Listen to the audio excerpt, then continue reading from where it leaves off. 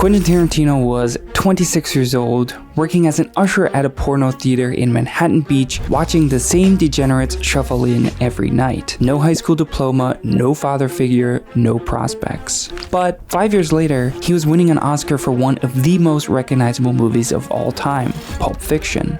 What happened in between? It all came down to one night, one piece of paper, one strategy that you can steal from him. Actually, I lied. At 26, he wasn't working at a porno theater. That was his job at 15 after dropping out of high school. At 26, he was working at a video store, watching 2 to 3 movies a day, and having all the trappings of a failed artist. He was broke, lonely, and angry at the world because nobody cared about his movie scripts. But one night, instead of making excuses or drowning in self-pity, Tarantino decided to get brutally honest and do something that most of us are far too terrified to do. He stayed up all night with a piece of paper and wrote down everything wrong with his life. Every bad decision, every missed opportunity, every regret. Basically, every reason that he was stuck. And he calls this his anti-life moment. And in the final 2 hours before dawn, he figured out how to change it all. And that piece of paper became the foundation for his first real movie. The anger, the frustration,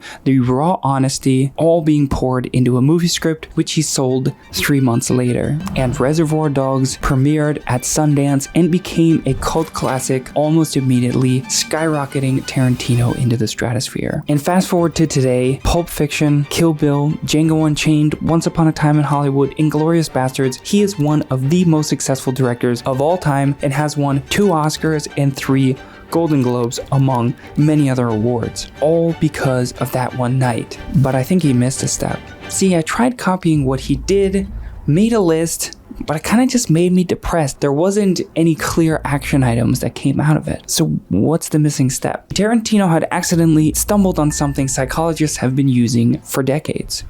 Inversion thinking. Basically where you take an idea and then try to find the exact opposite of it. It can help for creative problem solving. And namely, it can be used as a better guide than Tarantino's anti-life moment because generally he knew what he wanted. And if we aren't exactly clear on what we want, inversion thinking can help with this. But we're not going to start with our current life. Instead, we're going to start with our nightmare life. See, basically we're going to picture ourselves in 10 years, but everything has went wrong. And we're going to write that out in brutal detail. What do you look like? Where do you live? How do you spend your time day to day? We want to make it so vivid and terrifying that we never want to become this person, and then basically use each one of the lines and then take the inverse of it. Every nightmare scenario becomes a specific thing that we are going to avoid in the future. Here's my nightmare. My eyes open in anger, cursing the ceiling. My upstairs neighbor doesn't just play music, he weaponizes it, turning the bass into a battering ram that vibrates my whole body.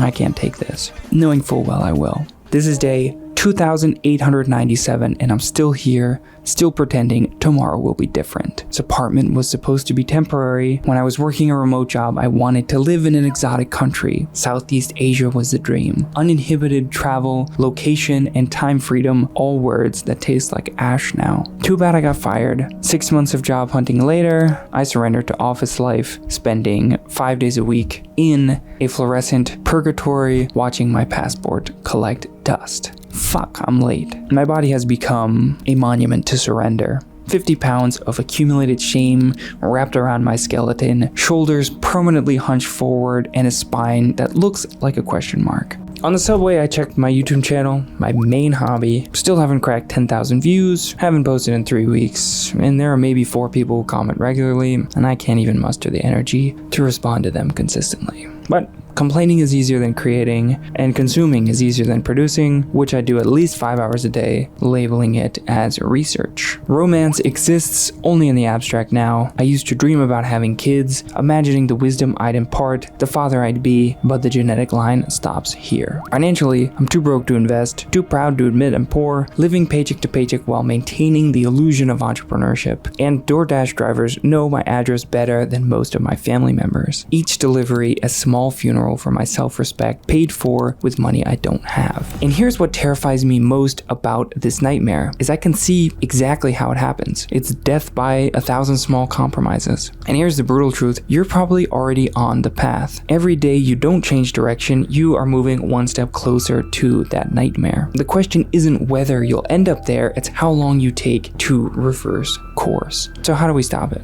Let's do some inversion. The physical stuff really hit me first because I was already kind of becoming that person. I'm not out of shape, but my posture is awful. I caught a reflection of myself in a shop window a few weeks ago and immediately booked a posture coach to teach me how to stand up properly because clearly all the effort I was making wasn't changing anything. And the basic question I asked for this inversion was what creates a broken body? And basically, sitting all day, getting takeout or ordering food because you're too busy to cook, and not stretching.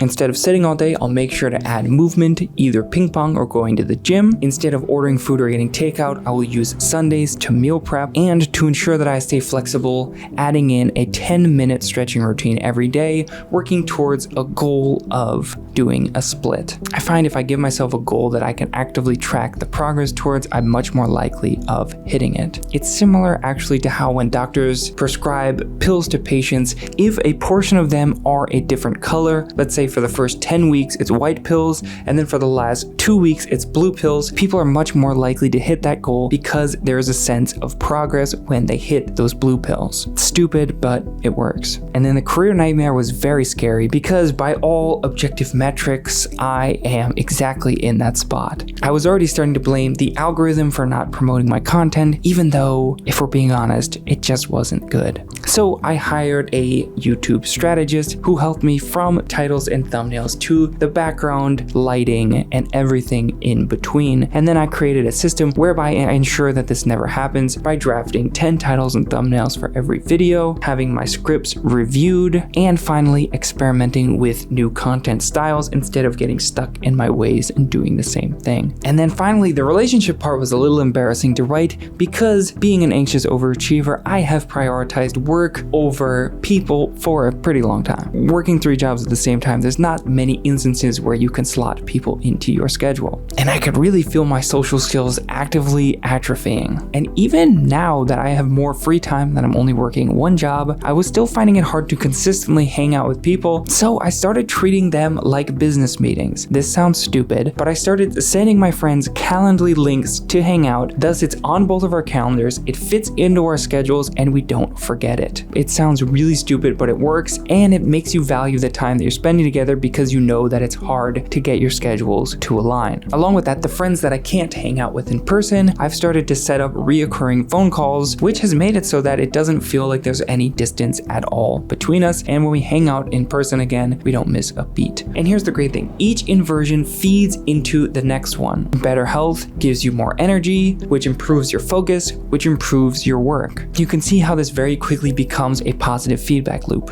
And even if you don't have a grand plan for where your life is gonna go, you haven't found your passion, this will give you a clear path to walk on because now we know where we don't wanna go. And that's the real difference between successful people and everyone else. It's not talent, it's clarity about what they refuse to become. So you have 2 choices tonight. Spend a few hours designing your dream life, or spend the next decade accidentally building your nightmare. Tarantino chose action, what will you choose?